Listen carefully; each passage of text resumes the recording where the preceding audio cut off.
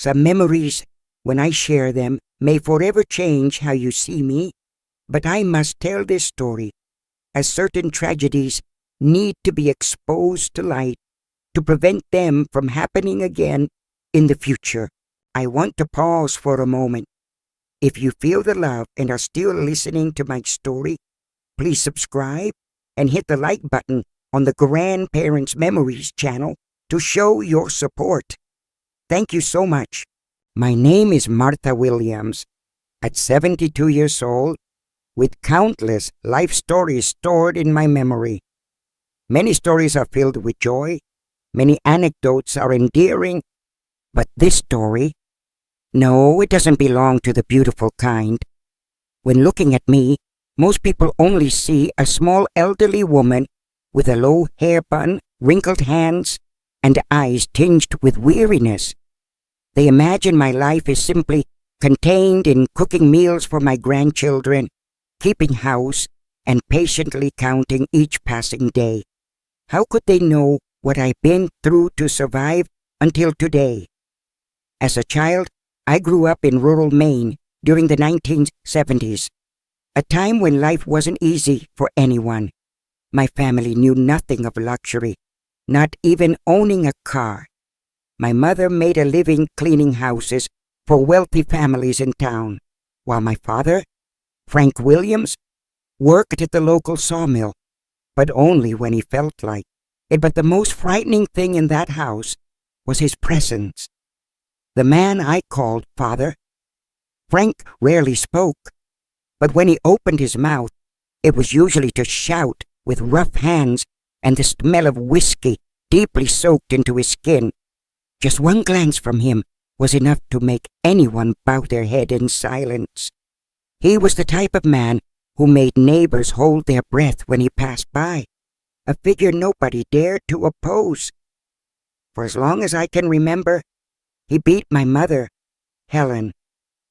I saw it, I heard it, but I couldn't do anything because that's how things were. My mother said marriage was for better or worse, and for her, only the worst remained. I grew up too quickly. By age 9, I already knew how to prepare food, wash the floor, and take care of my little sister, Emily.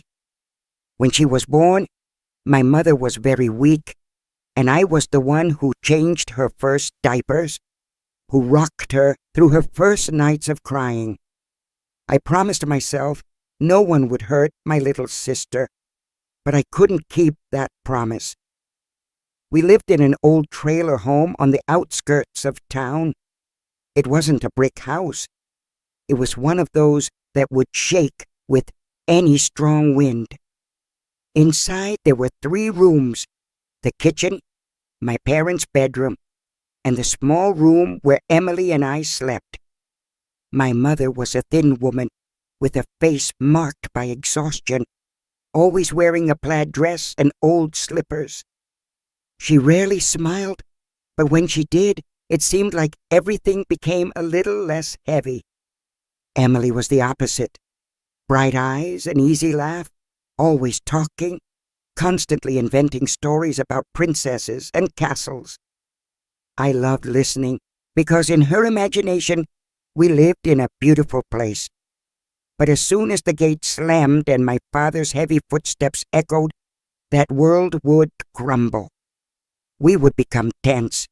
His food had to be ready, his glass full. If he arrived drunk, he would only yell. If he was sober, it was even worse, because drunk he just cursed, but sober he hit, and we accepted it because what else could we do? I was 13 years old when I began to notice something strange. My sister, who used to sleep peacefully, started having nightmares. She would wake up in the middle of the night crying, and when I asked, she would just hug me and say she couldn't tell. At first, I thought it was fear of our father. After all, who wouldn't be afraid of him? But gradually, I began to realize it wasn't an ordinary fear. She started hiding when he arrived. If before she would run to play in the yard, Now she remained silent. If before she asked for Mom's lap, now she stayed quiet in a corner, curled up like an injured bird. Until one night, I woke up to a noise. Footsteps. My father never walked during the night. He always slept heavily, snoring loudly. But that night, he was up. I left the room on tiptoe. The hallway was dark, but the light in my parents' room was on. And that's when I saw it. My father kneeling beside the bed, my little sister curled up with wide eyes, my mother sitting in the corner with her arms around her own body, crying, but making no sound. It was a scene that never left my head. At that moment, I understood everything, and something inside me died that night. I held Emily in my arms until she fell asleep, but I didn't sleep. I stayed awake, listening to the sounds of the house, feeling the presence of the cruel man on the other side of the wall, and decided we couldn't stay there anymore. But how to escape? Where to go? How to convince my mother, who no longer had the strength for anything? In the following days, I was alert. I saw how my mother averted her eyes whenever my father touched Emily, how she clenched her hands when he called my sister over. She knew. She always knew, and yet she stayed. One night, after Emily fell asleep, I went to the kitchen and stood beside my mother while she washed the dishes. "We need to leave," I said. She stopped, staring at the plate in the sink without saying anything. "Mom, you know what he does." She closed her eyes. "I can't." "Where would we go?" "Anywhere is better than here." She was silent, and then finally looked at me. And there, for the first time in my life, I saw my mother afraid. Not afraid of him, but afraid of finally doing something, afraid of changing our destiny. That night, without him noticing, we began planning our escape. The things that destroy us from within aren't always loud. Sometimes they happen in absolute silence, and silence can be deafening. Since that night, something changed in me.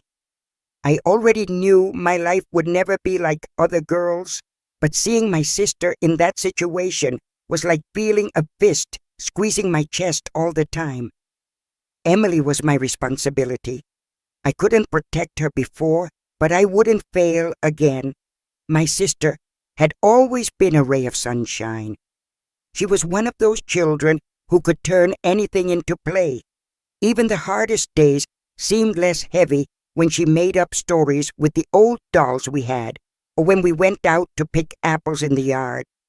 But after that night, Emily changed. She stopped playing, stopped talking much, or laughing. Her silence gave me chills. If before she ran outside as soon as the sun rose, now she stayed inside, hiding in any corner that seemed safe. If before she hugged me all the time, now she avoided contact. And when he was nearby, she hunched her shoulders and made herself smaller than she already was, as if she wanted to disappear. My mother saw it. I know she did. In the following days, I noticed how her eyes followed Emily around the house, how she wrung her hands on her apron whenever my father called my sister over, how her eyes shimmered with tears that never fell. She knew, but she pretended not to see. I wanted to scream at her, wanted to ask why she didn't do anything, wanted to understand how she could allow something like this to happen under her own roof. But at the same time, I knew the answer. She was afraid too. My father had always been cruel, but with my mother, it was even worse. When he hit her, it wasn't just a slap. It was with force, with rage, with hatred. I had seen my mother spend days unable to get out of bed. I had seen the purple bruises she tried to hide under the sleeves of her dress. I had heard the muffled sobs during the night. My mother was a prisoner too, and worst of all, he knew no one would stand against him. I still tried to make Emily play, tried to tell her stories the way she used to for me. But one day, while I was arranging the dolls on the floor and calling her to sit with me, she simply looked at me and said, "I don't want to play anymore." That was like a punch to the stomach. "Why? You always liked to play." She shook her head. "I'm not a child anymore." Emily was only 8 years old, 8 years old, and that human monster had already stolen everything from her. I felt a lump in my throat, but I couldn't cry. Not in front of her. If I fell apart, who would hold us together? "You're still a child, Emily. You can still play."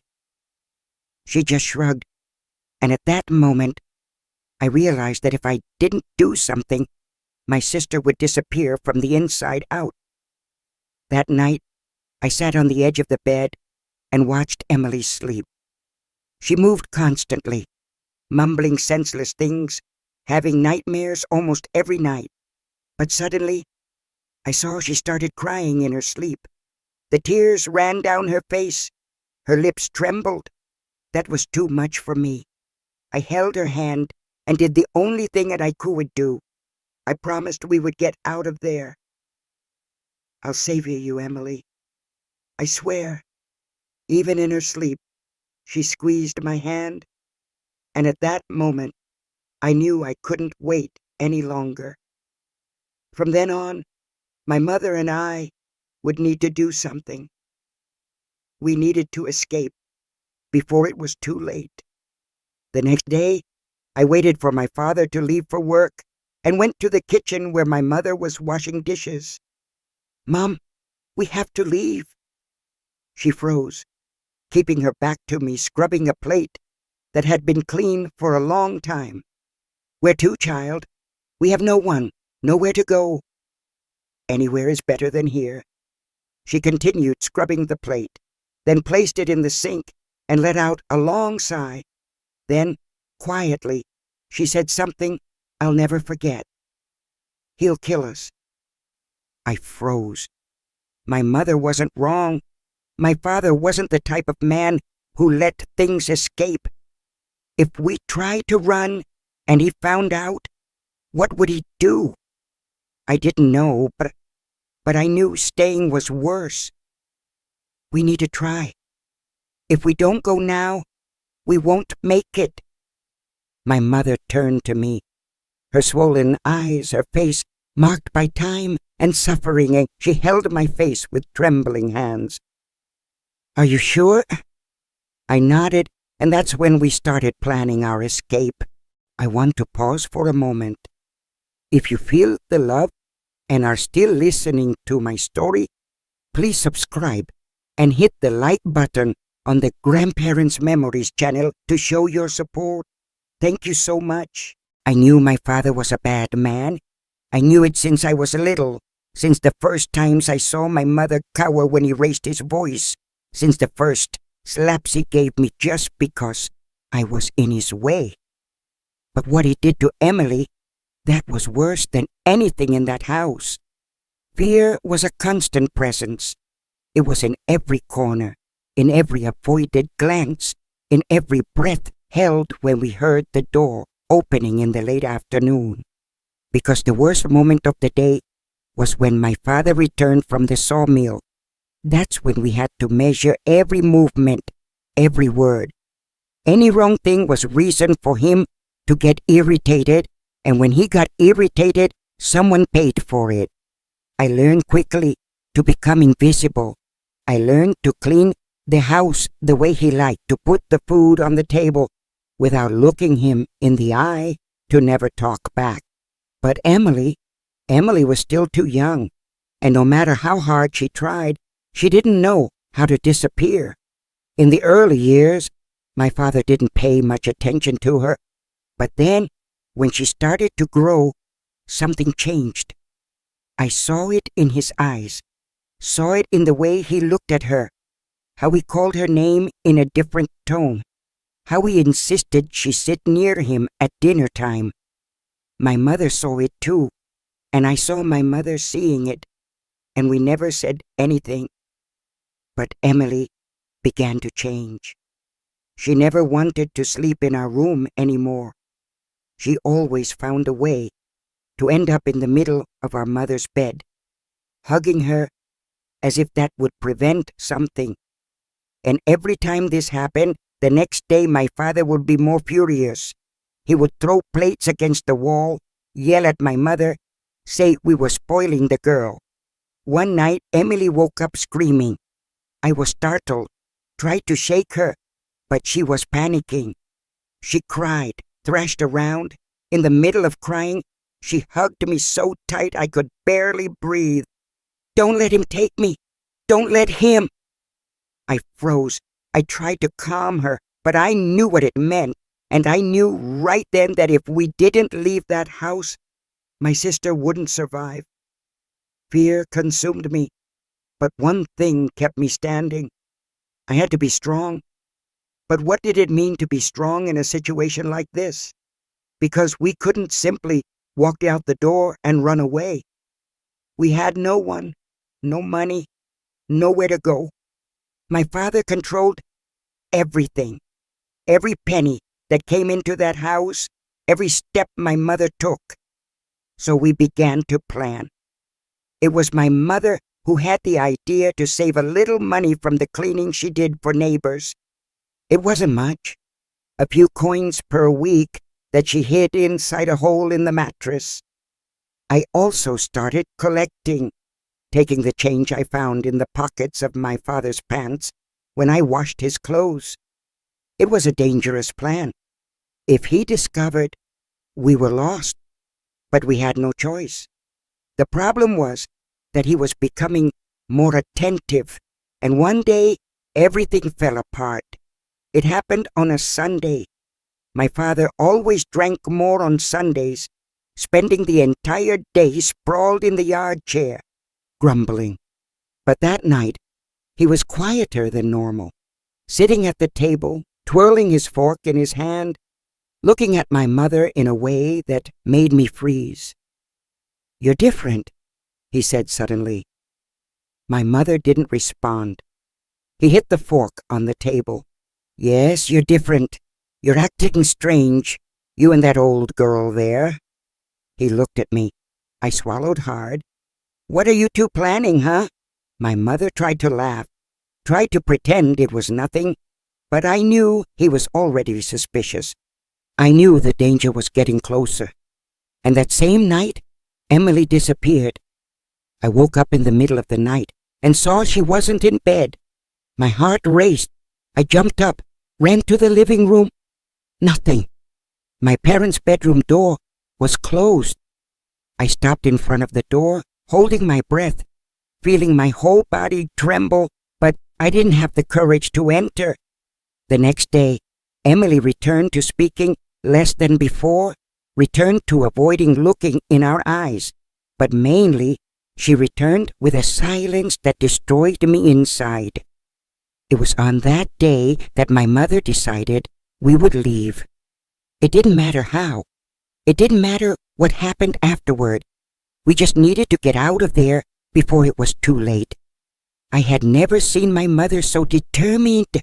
I had never seen so much fear in her eyes, and I knew that if we had one more night there, we would never leave. The escape had to happen now. That morning, my mother didn't say a word, just looked at me differently, as if she wanted to engrave my image before the day ended. Her face was pale, her eyes swollen from a sleepless night. I knew she was afraid. I was too, but we had no choice. Emily woke up silent as always. Her skin seemed even paler than normal, and she didn't even try to eat her toast and eggs, just sat hunched in the chair, holding her own hands as if she needed to hold on to something to keep from falling apart. My father was different. He got up late, quieter than normal, his eyes even heavier than usual. I watched him from the corner of my eye, trying to understand if he had noticed something, if he knew what we were planning. My mother pretended, trying to act as if nothing was happening, but it was hard to fool a man who had spent his entire life finding reasons to punish us. He left for work later than normal, pausing at the door for a few seconds before crossing the yard and disappearing down the dirt road. We stayed there, not breathing, waiting for the sound of footsteps to fade. And then my mother turned to me. "It's today." My heart stopped for a second. It was no longer a plan, an idea in the back of our heads. Now it was real. We had little time. My mother pulled the mattress from its place and took the few bills we had gathered over the months. It was almost nothing, but it was all we had. I ran to the room, grabbed our warmest clothes, a piece of bread, and a bottle of water. Emily didn't ask anything, just did what we asked, as if she were in another world. My mother went out to get a bundle of clothes she had left at the neighbor's house, Mrs. Jenkins. She was the only person on the street who sometimes looked at us with pity, but never interfered. When my mother returned, the sun was already starting to set, and that's when we realized the worst. My father hadn't gone to work that day. He was sitting on the porch, his eyes fixed on the road, a cigarette between his fingers. He hadn't gone to the bar, hadn't gone out to play. He stayed there, waiting. My mother froze. I saw when her hands began to tremble, when her eyes filled with despair. He knew. I don't know how, if he heard something, if he noticed the change in our behavior, but he knew. And now we were trapped there with him. Night fell slowly, bringing with it a suffocating weight. My mother tried to act normally, but her hands were cold. Emily trembled without saying a word. I felt my entire body pulsing with fear. My father ate dinner without saying anything, but when he finished, he left the cutlery on the table with force and looked at my mother. "We're going to bed early tonight." He never said that. My stomach twisted. My mother nodded, but I saw her face lose all color. She knew what it meant. He was going to lock the door, make sure we didn't leave, and when the light went out, Emily wouldn't be safe. My mother looked at me, and at that instant, we both understood. We couldn't wait. We couldn't let the night come. I held Emily's hand and felt her pulse racing. My mother got up slowly, going to the stove as if she were just going to heat some water. My father was sitting in the chair, drinking a glass of bourbon, observing each of our movements. Then my mother did something I had never seen before. She dropped the kettle on the floor. The noise was loud. The hot water splashed everywhere. My father got up furious, cursing. It was at that moment that my mother looked at me. "Run!" I pulled Emily by the hand, and we rushed out the kitchen door.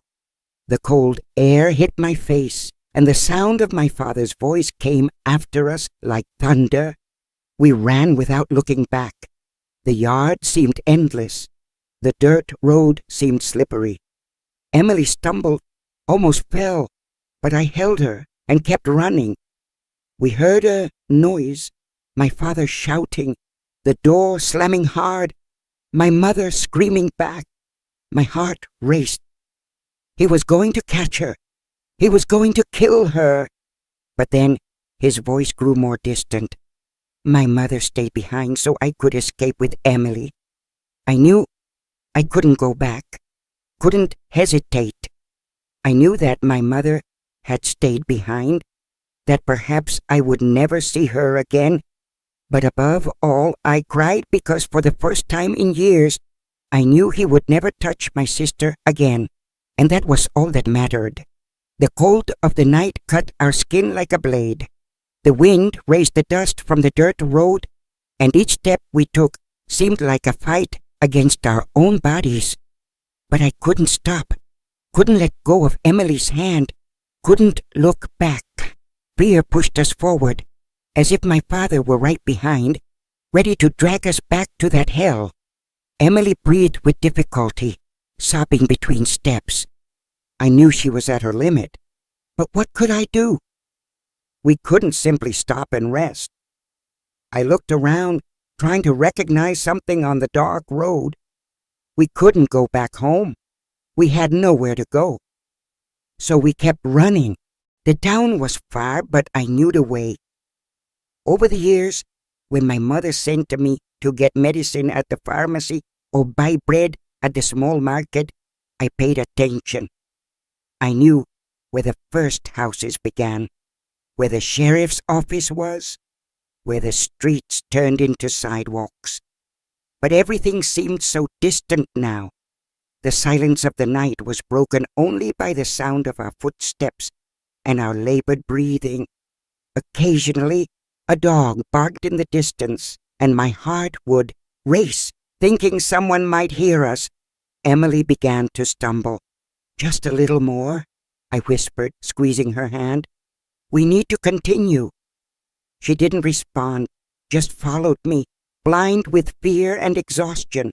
I didn't know what would happen when we reached town, didn't know if anyone would help us, if we would find my mother. I didn't know anything. I just knew we couldn't stop. Time passed slowly, and each meter traveled seemed like an eternity, until finally I spotted the first lights of the town. My heart accelerated, but then came the second problem. Where to go? We couldn't simply sit on the sidewalk and wait for the sun to rise. We needed a safe place. My eyes scanned the deserted street.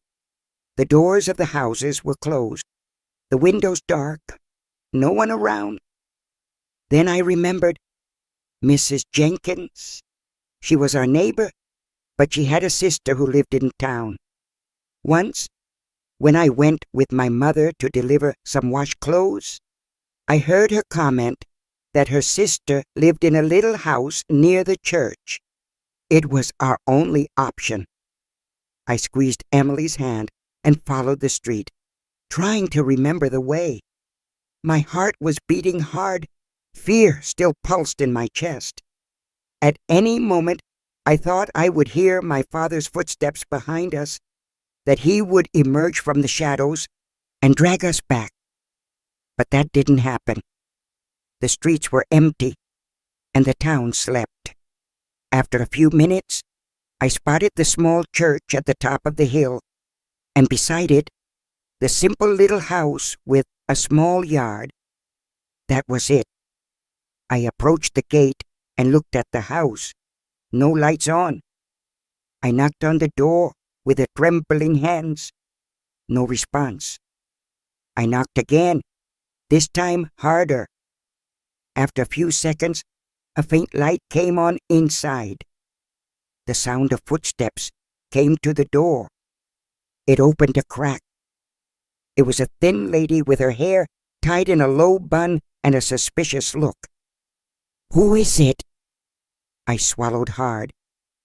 "We need help." She looked at me for a few seconds, analyzing my face, my state. Emily huddled behind me.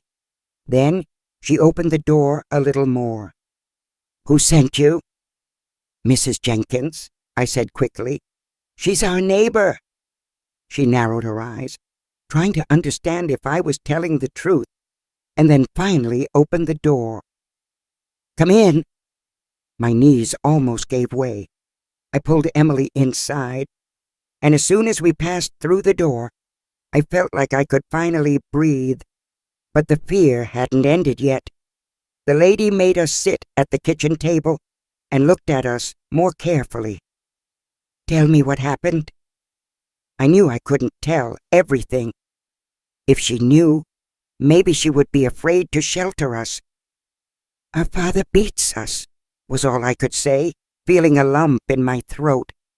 "And we ran away. My mother was supposed to meet us, but—" My voice failed. Her face softened a little. "Do you have somewhere to go?" I shook my head. She was silent for a moment, as if weighing the consequences, then let out a long sigh. "You can stay here tonight. Tomorrow we'll see what to do." I wanted to cry, wanted to thank her on my knees, but I could only hold Emily's hand and whisper, "We're safe now." She looked at me, still with fear in her eyes, but for the first time in a long time, there was also a glimmer of hope. Nancy Jenkins' kitchen smelled of fresh black coffee and old wood. The wall clock made a rhythmic noise, a slow tick-tock that filled the silence. Emily and I sat side by side, still breathing deeply, trying to understand where we were. The night seemed darker inside, as if all the fear still accompanied us. With every small noise outside, my heart raced. I knew my father wouldn't give up easily. He wasn't the type of man who let things escape. Nancy placed a cup of black coffee in front of me and hot chocolate for Emily. The liquid was steaming, but I didn't even think before holding the cup with both hands, as if that warmth could drive away the cold that seemed to have settled deep inside me. "You can sleep in the small back room," she said, her voice firm, but without hostility. I nodded, not daring to look her in the eyes too much. "And your mother?" she asked. "Where is she?" I wished I had an answer. My mother stayed behind. My mother might be dead now. My mother might have been beaten so badly she could never escape again. But I didn't say any of that. I just gripped the edge of the cup and whispered, "She'll come." Nancy didn't say anything for a moment. Her gaze weighed on me, analyzing, trying to understand. "Take a bath before lying down. You look like you've run a marathon." I want to pause for a moment. If you feel the love and are still listening to my story, please subscribe and hit the like button on the Grandparents Memories channel to show your support. Thank you so much. I didn't know how to respond. We did look like we had run to save our lives. I took Emily to the bathroom, and for the first time in days, I saw my sister relax a little when she felt the hot water on her skin. She scrubbed herself slowly, as if trying to remove something that couldn't be seen. I wanted to say something to ease that weight, wanted to say everything would be all right, but how could I promise that when I didn't even know what would happen? After the bath, we returned to the kitchen, where Nancy had already prepared 2 mattresses in the small back room. The bed was wooden and creaked, but it seemed luxurious compared to the hard floor where we slept at home. Emily lay down first, her eyes still laden with fear. "Will Mom find us?" she asked quietly. I felt a knot tighten in my throat. "Yes," I lied. She squeezed my hand and closed her eyes. I, on the other hand, didn't sleep. I stayed awake listening to every sound of the night, every branch that cracked outside, every headlight that passed by the street made my heart race. What if he discovered where we were? What if he knocked on the door in the middle of the night? What if he came to take us back? The idea made me sit up in bed and press my knees against my chest. I wanted my mother to be there. I wanted her to appear at the door with her messy hair and that same look. But the truth was, she could be dead now. I closed my eyes and forced myself to breathe slowly. That night, I made a silent prayer. It wasn't an ordinary prayer. I didn't ask for happiness or luck or future. I asked only that my mother be alive, that she find a way to escape that hell, and that somehow we would meet again. Sleep came slowly, laden with exhaustion and fear, and in the middle of the night I dreamed of my mother. In the dream she ran as I had run, and in the background my father shouted. The sun hadn't risen yet when I woke up.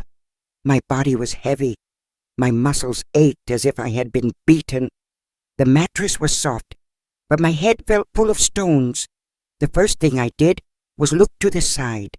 Emily was still sleeping, her features serene, but her fist closed against her chest, as if trying to protect herself, even in sleep.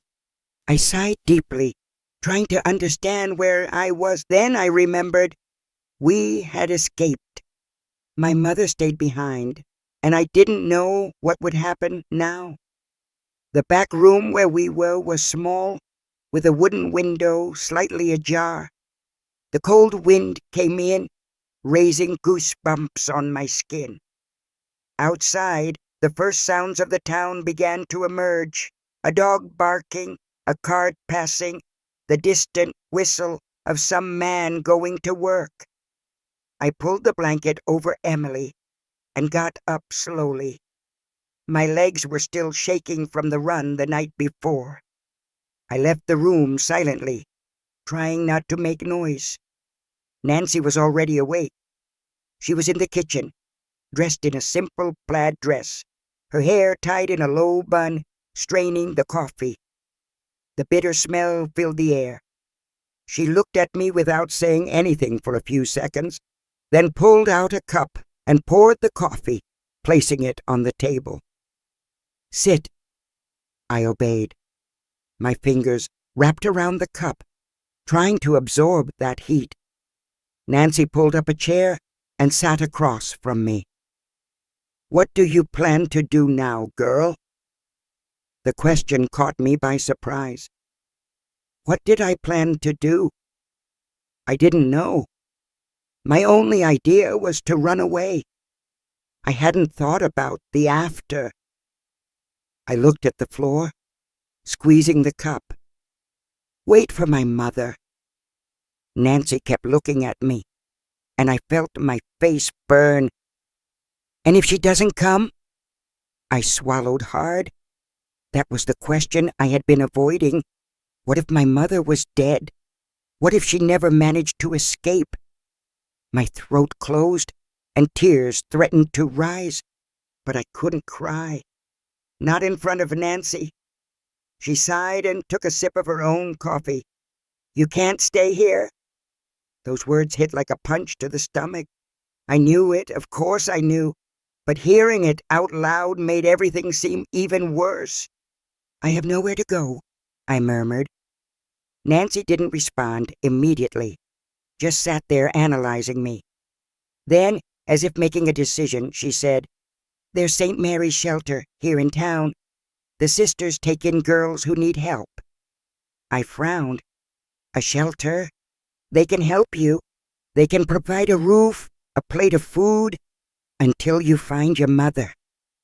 She didn't want to say it, but we both knew my mother might never find us. I pressed my fingers against the coffee cup, feeling the heat on my skin, trying to hold on to something that wasn't fear. "I'll take you after lunch," she said, getting up and starting to arrange the kitchen. I continued sitting, not knowing what to feel.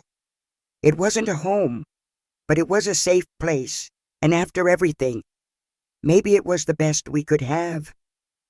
I went back to the room, sat on the edge of the mattress, and watched Emily sleep. Was my mother still alive? Did she know we managed to escape, or did he stop her? I squeezed my eyes, driving away the bad thoughts. I needed to be strong for me, for Emily, and especially for my mother. The day passed slowly. After so many sleepless nights, so much tension and fear, my body begged for rest. but my head wouldn't allow it. Every noise in the street made me jump. Every shadow at the window made me think my father was there, ready to drag us back. Emily also seemed restless. Even when she tried to play with an old doll Nancy had lent her, her gaze was empty, distant, as if even there, safe, she was still trapped in some dark place inside her. Nancy wasn't a woman of many words, but I observed how from time to time she looked at us askance, as if trying to decide if she was doing the right thing by helping us. Time dragged on until the sun reached the highest point in the sky. That's when she finally broke the silence. "It's time to go." I knew we couldn't stay there forever, but still, hearing those words made my chest tighten. I looked at Emily, who was holding the doll between her thin fingers. She didn't look at me, just pressed her lips and nodded slowly. Nancy took a scarf from inside the cabinet and tied it around her head before turning to us. "Come." I got up slowly and held Emily's hand. She squeezed mine hard, as if to say she was there, that she was still with me. We went out into the street, and I felt the hot sun hit my face, bringing a light that seemed too cruel for the weight we carried. The town was awake now, different from the night before when we passed unnoticed through the shadows. Men pushed carts full of fruit. Women talked from door to door. Children ran barefoot, raising dust from the beaten earth floor. Everything seemed so normal, as if our nightmare had never existed. But it had, and I knew that even from a distance, he could still reach us. The path to St. Mary's shelter was short but seemed like an eternity. Each step made me feel like I was moving even further away from my mother, and that gave me a knot in my stomach. When we finally arrived, my chest tightened. The shelter was a simple construction with high white walls and an iron gate that creaked when Nancy pushed it. The smell of flowers came from a well-tended garden in the middle of the courtyard. Everything was so quiet that it seemed like another world, far from the dirty and noisy reality of the streets. 2 nuns walked on the other side of the courtyard, and one of them saw us first. She was an older woman with deep eyes and a face that carried many stories. When she approached, she didn't smile, just looked at us, analyzing every detail of our presence there. "Who are these girls?" Her voice was soft but had authority. Nancy took a deep breath before answering. "They're daughters of a woman who was beaten by her husband. They did what they could to escape." The nun was silent for a few moments, then lowered her eyes to Emily, who squeezed my hand even tighter and hid behind me. That's when I saw her look change. She didn't ask questions, didn't ask for explanations, just nodded. "You need food." I nodded slowly. She gestured for us to enter, and it was only when we passed through the gate that I realized how exhausted I was. My body seemed made of lead, and the weight I carried on my shoulders seemed to have doubled. We followed the nun to a small refectory where some girls dressed in simple clothes washed dishes and swept the floor. The smell of chicken soup filled the air. She pulled out a chair for us and signaled for us to sit down. "Stay here. I'm going to get something for you to eat." Emily didn't let go of my hand for even a second.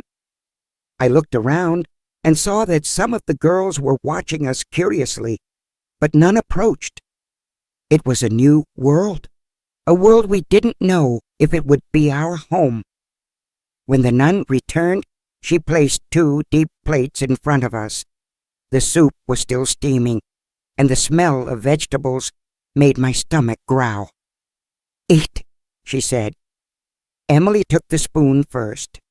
The first spoonful made her eyes fill with water. Maybe it was because it had been days since we had eaten properly, or maybe it was because for the first time in a long time, we had food without fear that someone would snatch the plate from our hands. I held the spoon with trembling fingers and brought the soup to my mouth. It was simple, but it was hot, and it was ours. Nancy stood beside us for a while, watching us. When Emily finished the second spoonful, she let out a sigh and turned to the nun. "They have nowhere to go." The nun just nodded, and at that moment I knew our new life would begin there. But deep down, one question still hammered inside me. Where was my mother? Had she managed to escape, or had we lost her forever? The days inside St. Mary's shelter passed slowly. The silence was almost sacred, broken only by the sound of brooms sweeping dust from the stones, by the nuns singing during prayers, and by the tinkling of spoons on plates during meals. For some girls, that place was a home. For others, it was a temporary refuge, a place where they hid from the world until they could start over somewhere else. For Emily and me, it was a pause. But a pause wasn't the same as safety. From the first moment we sat in that refectory, a single question tormented me. Where was my mother? At first, I tried to believe she would soon find us, that somehow she would manage to escape and look for us there. But days passed, then a week, then 2, and nothing. The nuns gave us clothes, taught us to pray before meals, and gave us a corner to sleep, but none of that filled the emptiness in my chest. I would wake up in the middle of the night, my eyes lost on the dark ceiling, trying to imagine what had happened that night when we fled. Had my father hurt her? Had he locked her inside the house so she could never leave again? Was she alive? I tried not to cry in front of Emily, but some nights I couldn't help it. In the shelter, I was just another girl. There was no past there. The nuns called us children of God and gave us daily tasks to keep our minds occupied. We helped in the kitchen, in the garden, in the refectory. It was a simple routine, but I didn't want routine. I wanted my mother. One afternoon, while helping fold sheets in the courtyard, I heard the sound of hurried footsteps. I raised my head and saw Nancy talking with one of the nuns near the iron gate. My heart raced. I placed the sheets carelessly on the table and ran over there, feeling my stomach turn. "Any news?" I asked, my voice more anxious than it should be. Nancy looked at me with a mixture of pity and concern. "The town is talking," she said, lowering her tone of voice. "Your father is looking for you." My skin crawled all over. "What do you mean?" She sighed as if weighing her words before telling me. "He's asking around the neighborhood. Says his wife disappeared, and his daughters are lost out there. But no one says anything. Everyone pretends they don't know." I felt a bitter taste in my mouth. "And my mother?" She hesitated, and that was worse than any answer. "I don't know, girl. No one has seen her." My chest sank. The nun beside Nancy looked at me with a serious expression. "You're safe here. He won't find you." I wanted to believe those words, but nothing seemed safe. That night I couldn't sleep. Every noise outside seemed to be my father arriving. Every distant voice seemed to be the announcement of the worst. I couldn't wait. I couldn't stay there without knowing what had happened to my mother. So I made a decision. I would go back. Not home, but nearby. I needed to know. I needed to see with my own eyes if my mother was still alive. But to do that, I would have to leave without anyone noticing, and I knew this could be the most dangerous decision of my life. The decision to go back had been eating me from inside since the first night at the shelter. I knew I couldn't stay there without knowing what had happened to my mother. But between wanting and doing was an abyss, a fear so great it made me tremble just thinking about it. If my father was still in town, if he was still looking for us, the risk was enormous. If he found me, I knew what would happen, but what was killing me inside was the uncertainty. Was my mother alive? Had he locked her inside the house? Had she managed to escape? No one said anything.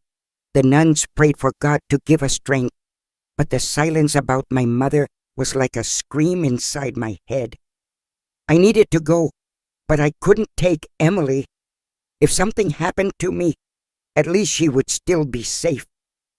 I had already seen what my father was capable of doing to a defenseless child. I would never let him hurt her again. So, in the middle of the night, when the shelter lights were already off, and the only sound was the distant singing of some cricket hidden in the garden, I got up slowly from the bed. Emily was sleeping deeply beside me, clutching the pillow as if it were a shield. I looked at her for a while, memorizing every detail of her childish face, and then got up with all the care in the world. My heart was beating so loudly I was sure someone would hear it. I left the room without making noise, walking through the dark corridor, feeling my cold feet on the stone floor. The shelter was silent. The nuns slept in their quarters, and the only candle lit flickered in the chapel next to the courtyard. I approached the gate slowly, each step a test for my own fear. And then, at the moment I touched my hands to the cold iron of the gate, a voice sounded behind me. "Where do you think you're going, girl?" My entire body froze slowly. I turned and saw Sister Margaret, with her deep eyes and dark veil, giving me a firm look. My heart seemed about to explode. "I need to see my mother." My voice came out low, almost pleading. She analyzed me for a moment that seemed like an eternity. Then she sighed. "Do you want to die?" I want to pause for a moment. If you feel the love and are still listening to my story, please subscribe and hit the like button on the Grandparents Memories channel to show your support. Thank you so much. I felt my stomach sink.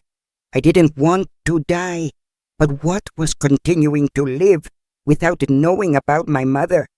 I didn't answer, just held the gate with more force, as if I could convince myself I was doing the right thing.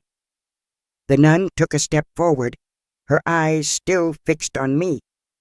"You know he's still out there, don't you?" I nodded slowly. She sighed again, crossing her arms over her black habit. "Then go. But if he catches you, don't say we didn't warn you." Shock ran through my body. She was letting me go. I didn't ask twice.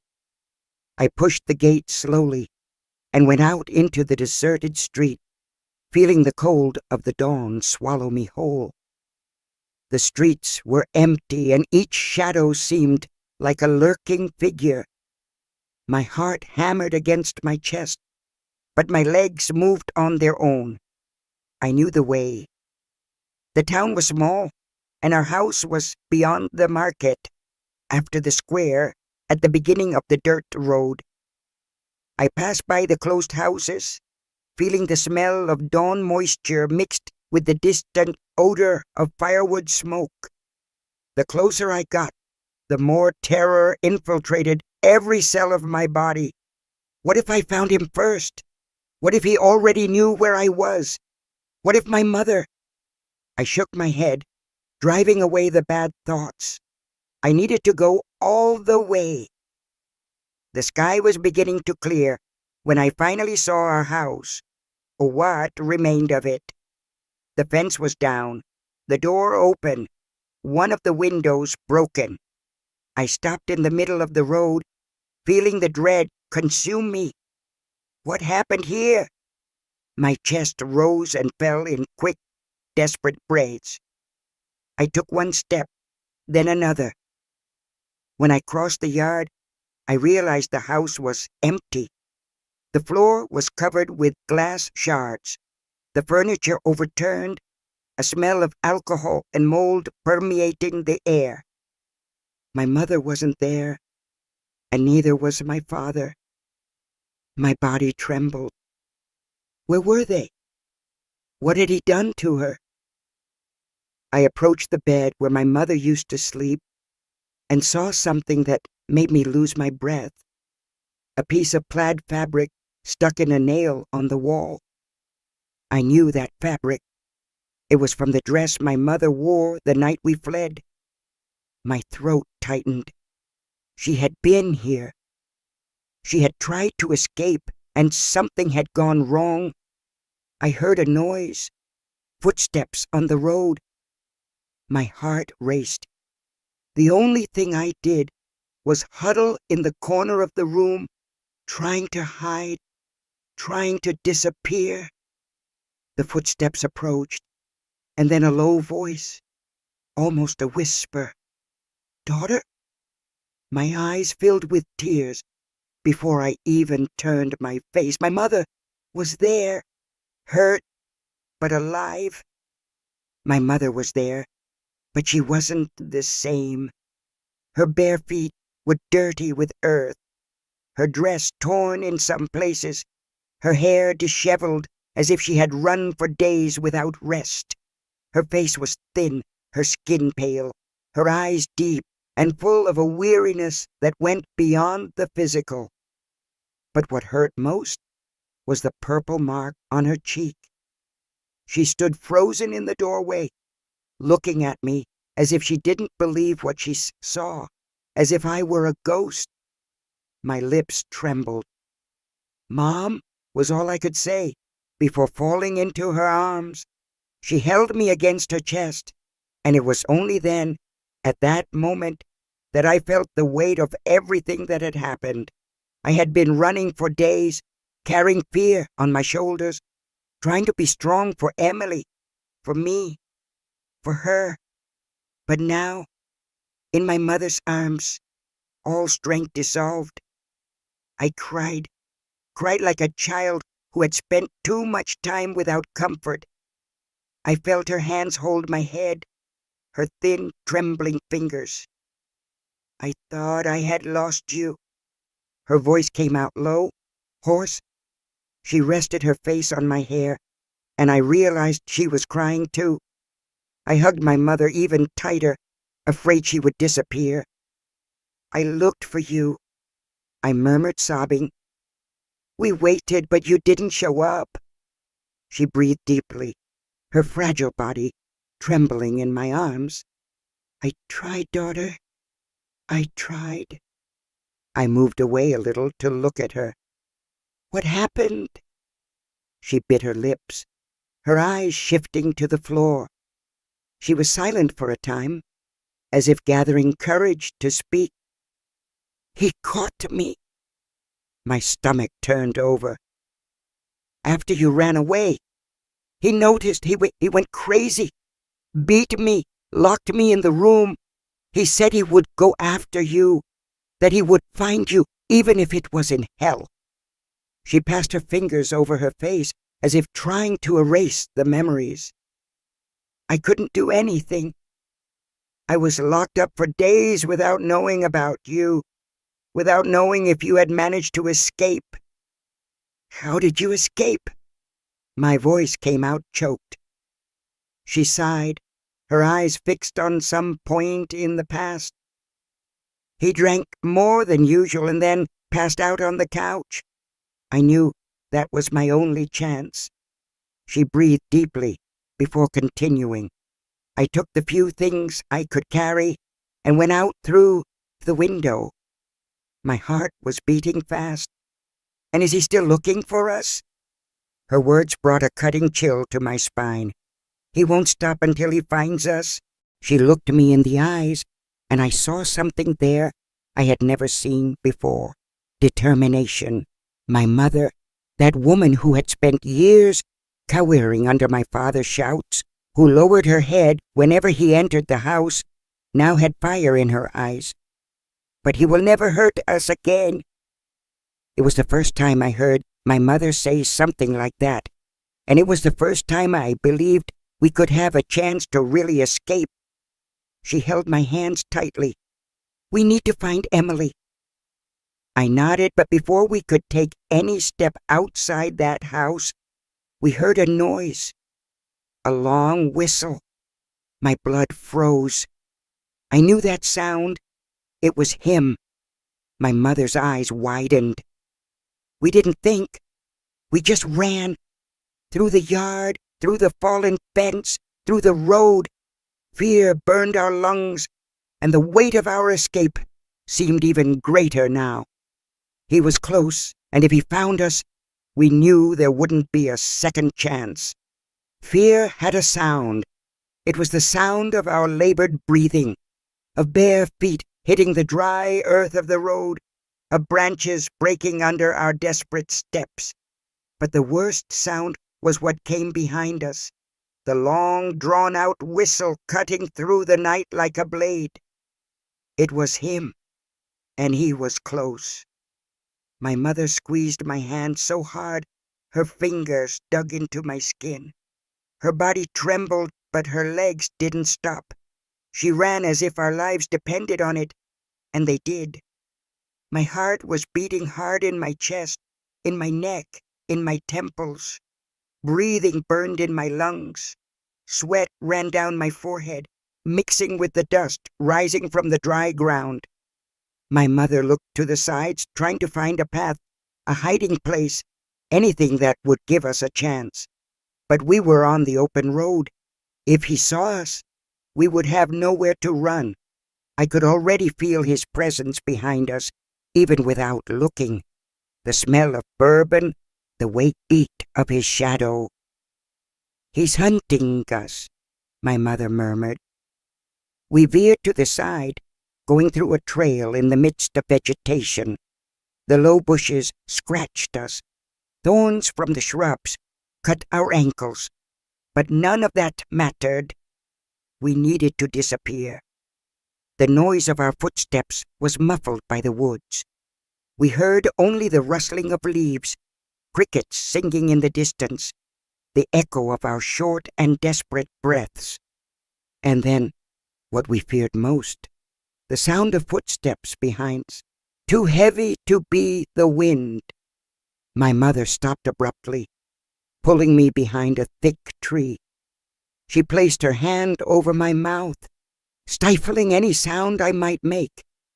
I was trembling from head to toe. The smell of the woods mixed with our sweat made me nauseous, but I couldn't move. The night seemed to have stopped.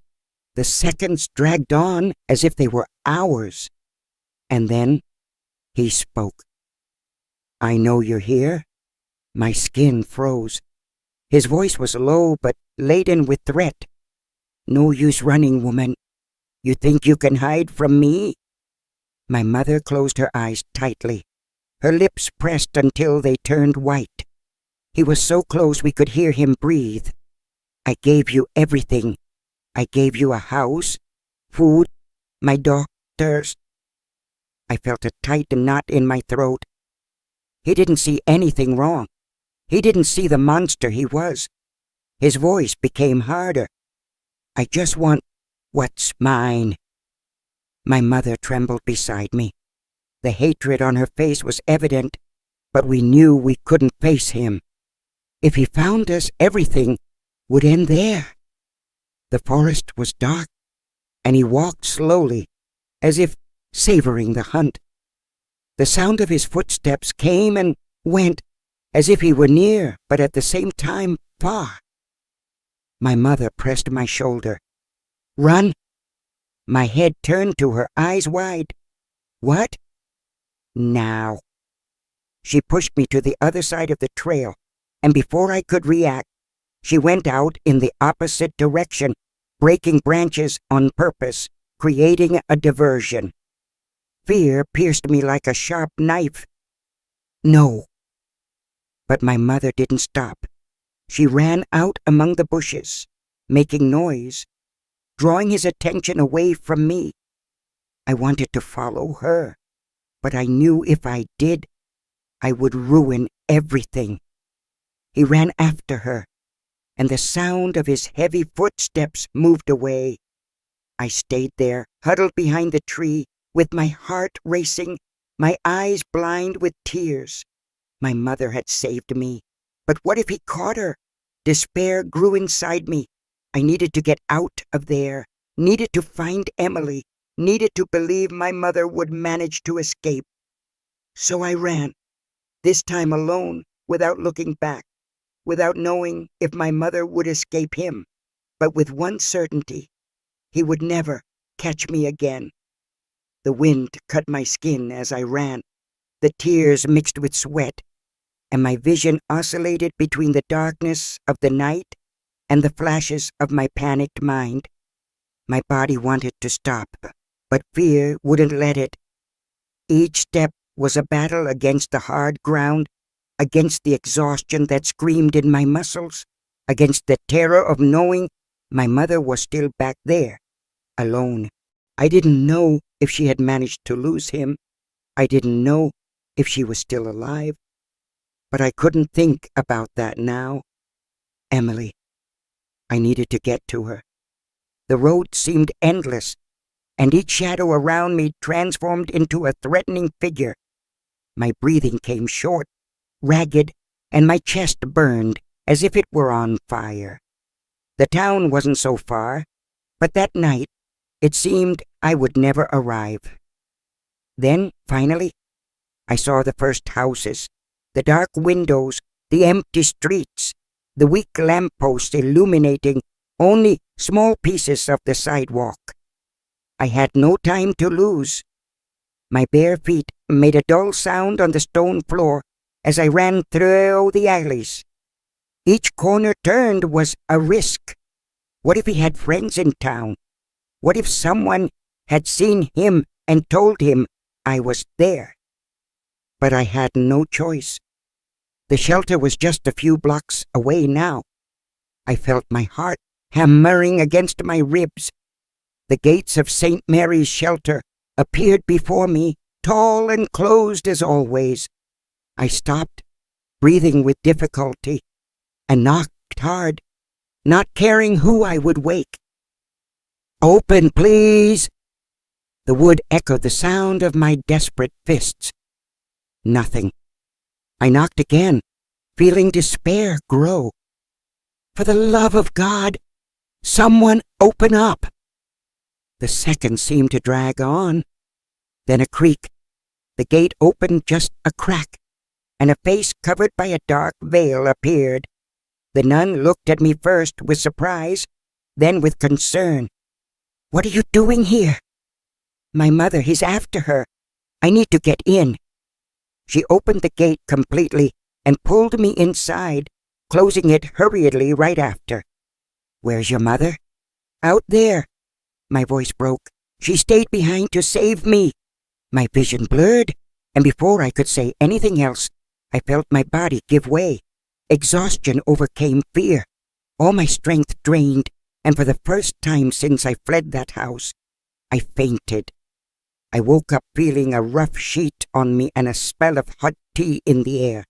My head was throbbing, and for a moment I didn't know where I was. Then the memory came back like a punch. My eyes opened suddenly, and I sat up in bed with an abrupt movement.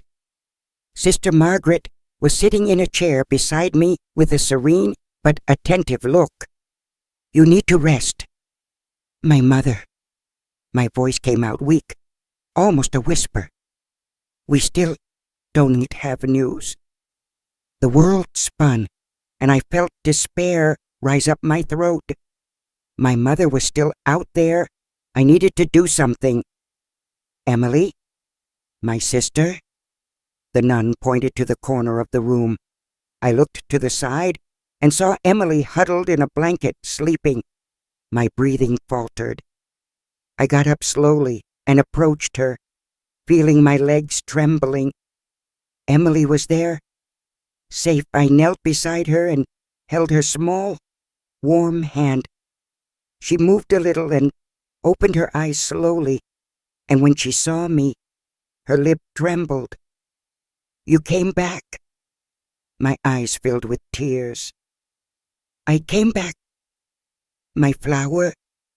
She threw herself into my arms, squeezing as if she never wanted to let go.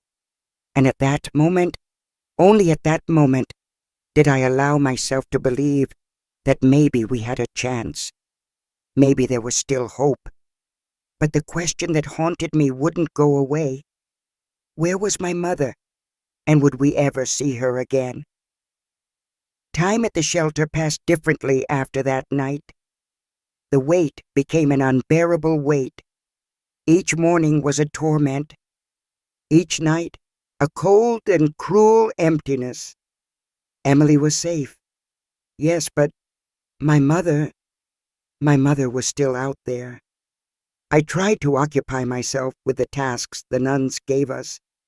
I washed clothes until my fingers were wrinkled, swept the corridors until my arm hurt, helped in the kitchen, even without being hungry. But nothing worked.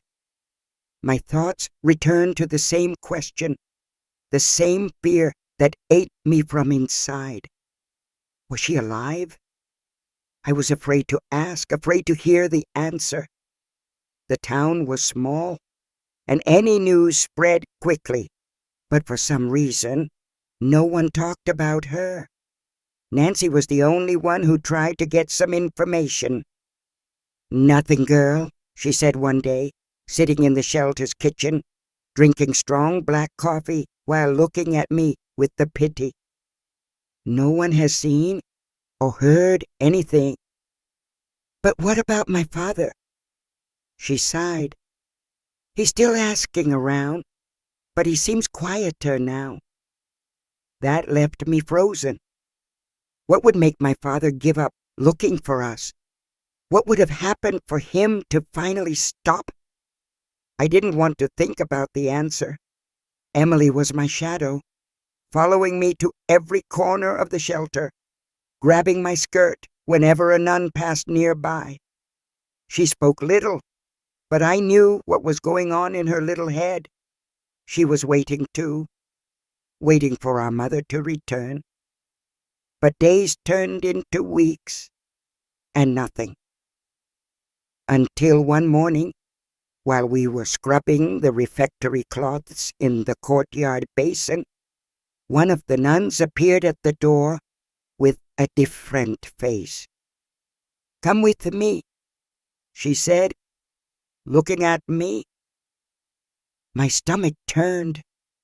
I dropped the soapy cloth in the water and followed the woman without saying anything, with Emily running behind me. I want to pause for a moment. If you feel the love and are still listening to my story, please subscribe and hit the like button on the Grandparents' Memories channel to show your support. Thank you so much. The nun took us to the entrance of the shelter, where Nancy was standing with her hands twisted over her apron, her face tense. My heart accelerated. What happened? She hesitated for an instant, and that was enough for my legs to go weak. "Your mother..." Her voice faltered a bit, and I felt my breathing lock up. "She's alive," she said at last. The world around me stopped. I blinked a few times, trying to understand what those words meant. "Where is she?" Nancy lowered her eyes. "At County General Hospital." My chest sank. I didn't even ask what had happened. I knew. My father He wouldn't let her escape without marks. "I want to see her," I said, already moving. "I'll take you," said Nancy. "But prepare yourself." That phrase hit me like a silent warning. I took a deep breath, held Emily's hand, and left the shelter for the first time since I had returned. The path to the hospital was the longest of my life. Each beat of my heart seemed to echo on the dirt road, and my mind constructed the worst possible images. My mother was alive, but in what state? When we arrived, the smell of medicine and ether made me nauseous. The white walls seemed cold to me, as if inside the world was made only of sickness and goodbyes. A nurse guided us to a room in the back where the windows let in a timid light. And there she was, my mother, lying in bed, thinner than ever, her arms full of bruises, a cut on her forehead, still healing.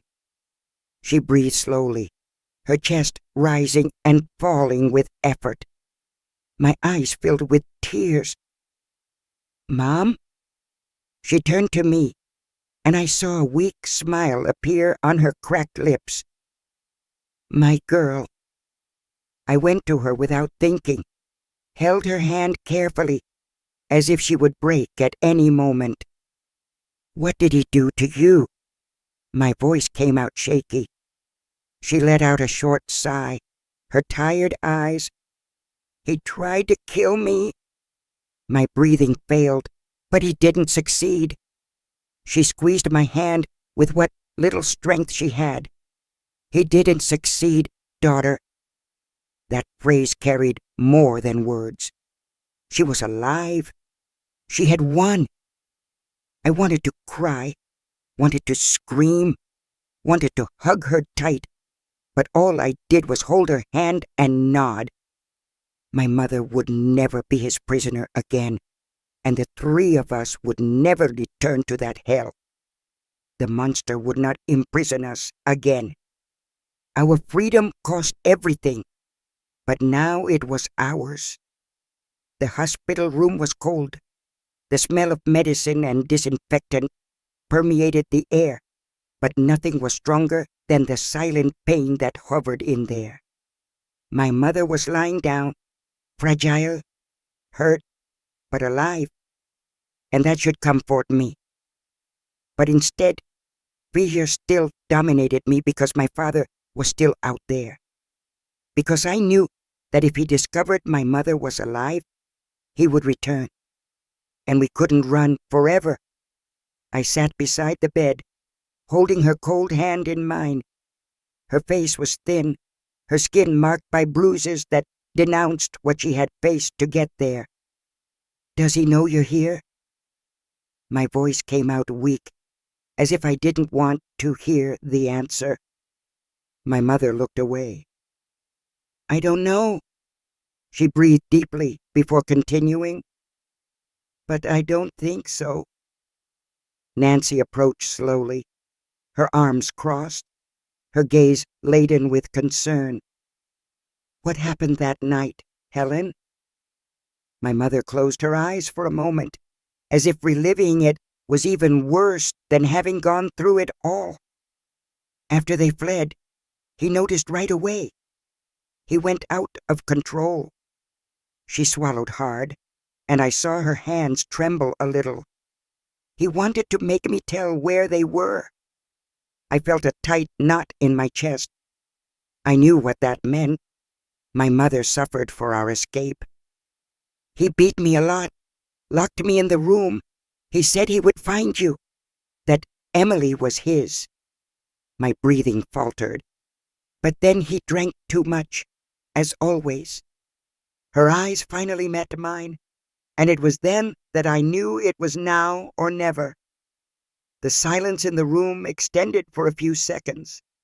I tried to escape through the window, but he woke up. Her voice failed. He caught me by the arm and threw me to the floor.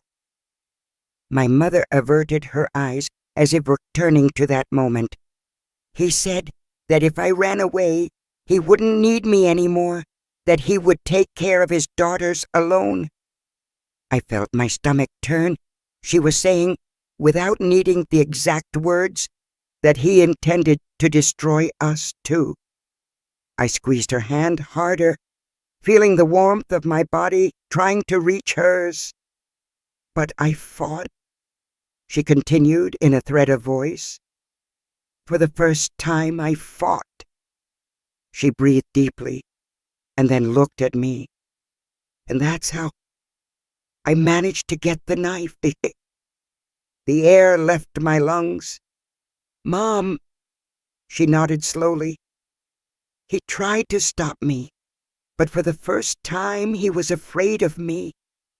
A shiver ran up my spine. You killed him?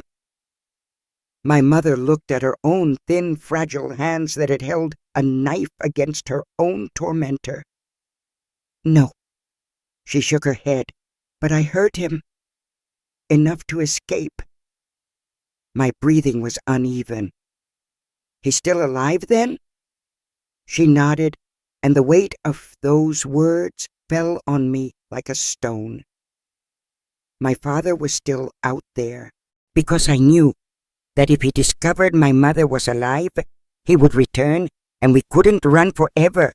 I sat beside the bed, holding her cold hand in mine. Her face was thin, her skin marked by bruises that denounced what she had faced to get there. Does he know you're here? My voice came out weak, as if I didn't want to hear the answer. My mother looked away. I don't know. She breathed deeply before continuing. But I don't think so. Nancy approached slowly, her arms crossed, her gaze laden with concern. What happened that night, Helen? My mother closed her eyes for a moment, as if reliving it was even worse than having gone through it all. After they fled, he noticed right away. He went out of control. She swallowed hard, and I saw her hands tremble a little. He wanted to make me tell where they were. I felt a tight knot in my chest. I knew what that meant. My mother suffered for our escape. He beat me a lot, locked me in the room. He said he would find you, that Emily was his. My breathing faltered. But then he drank too much, as always. Her eyes finally met mine, and it was then that I knew it was now or never. The silence in the room extended for a few seconds. I tried to escape through the window, but he woke up. Her voice failed. He caught me by the arm and threw me to the floor.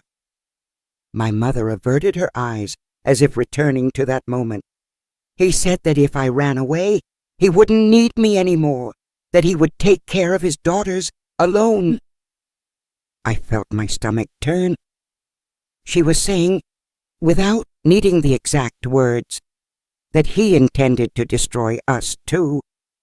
I squeezed her hand harder, feeling the warmth of my body trying to reach hers. But I fought, she continued in a thread of voice. For the first time, I fought. She breathed deeply and then looked at me. And that's how I managed to get the knife. The air left my lungs. Mom, she nodded slowly. He tried to stop me, but for the first time he was afraid of me. A shiver ran up my spine. You killed him? My mother looked at her own thin, fragile hands that had held a knife against her own tormentor. No, she shook her head, but I hurt him enough to escape. My breathing was uneven. He's still alive then? She nodded, and the weight of those words fell on me like a stone. My father was still out there. My mother might have escaped, but he still existed, and monsters like him don't disappear so easily. The door of the room creaked slowly, and Emily entered hesitantly, as if afraid of what she would see. Her eyes widened when she saw my mother. "Mommy?" My mother smiled weakly, extending her arms with effort. "My little girl." Emily ran to the bed and threw herself against it, crying softly against our mother's chest.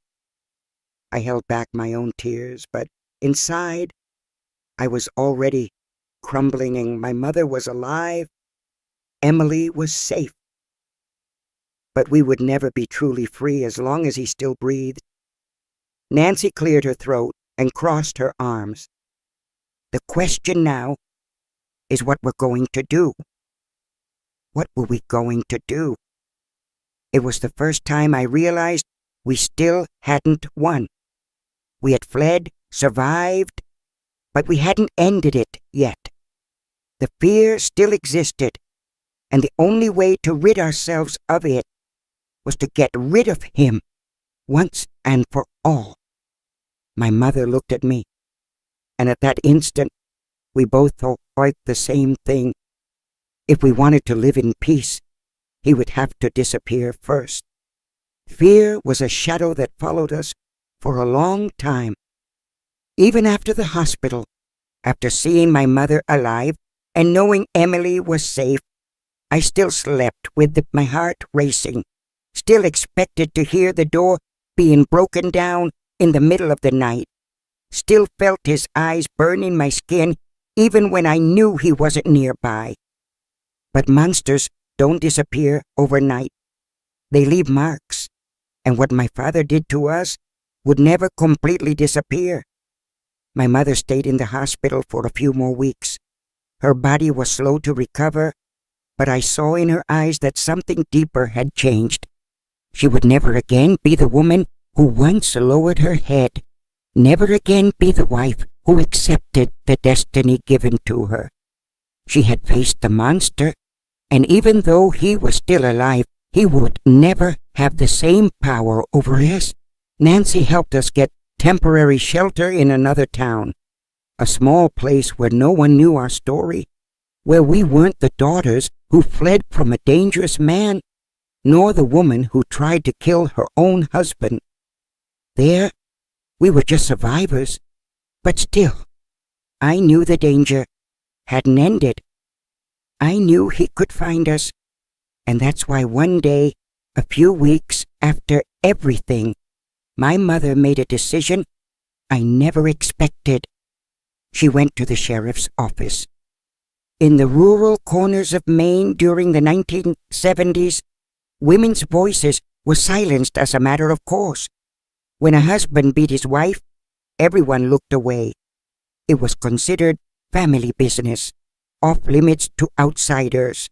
But my mother broke that unwritten rule. She revealed everything, displaying her bruises, describing what he did to us, speaking openly about Emily, detailing how he treated us like possessions, and confessing how she nearly lost her life in an attempt to escape his violence.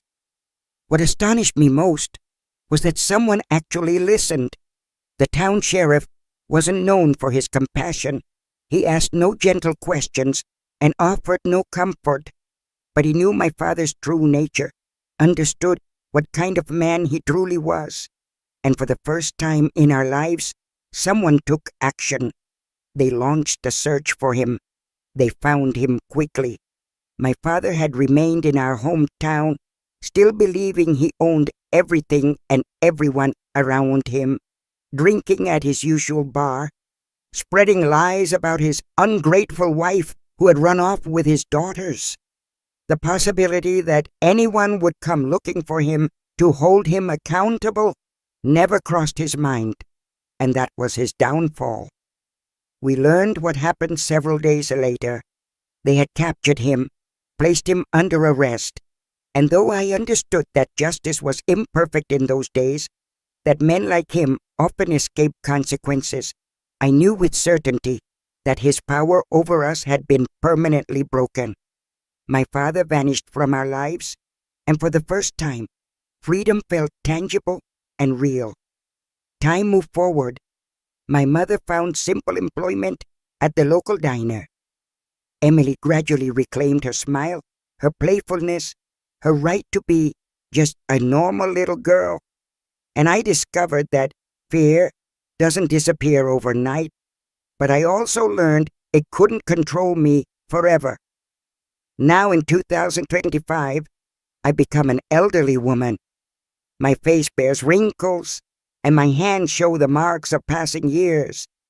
People know me as Martha Williams.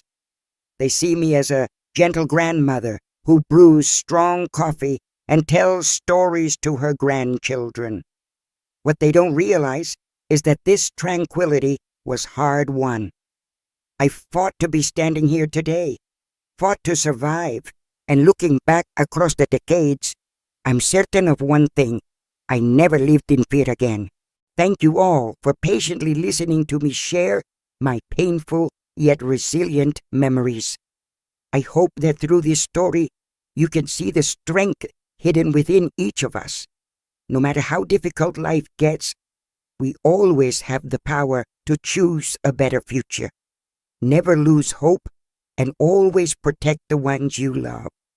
If you found this story meaningful, please hit the like button, and don't forget to subscribe to the Grandparents Memories channel to support people like me, those who wish to share their life stories. My heartfelt thanks to the founder of Grandparents Memories for creating such a wonderful space where I can express myself. See you again in the next stories on Grandparents Memories. Thank you and have a wonderful day. Don't forget to follow the channel so you won't miss any touching stories.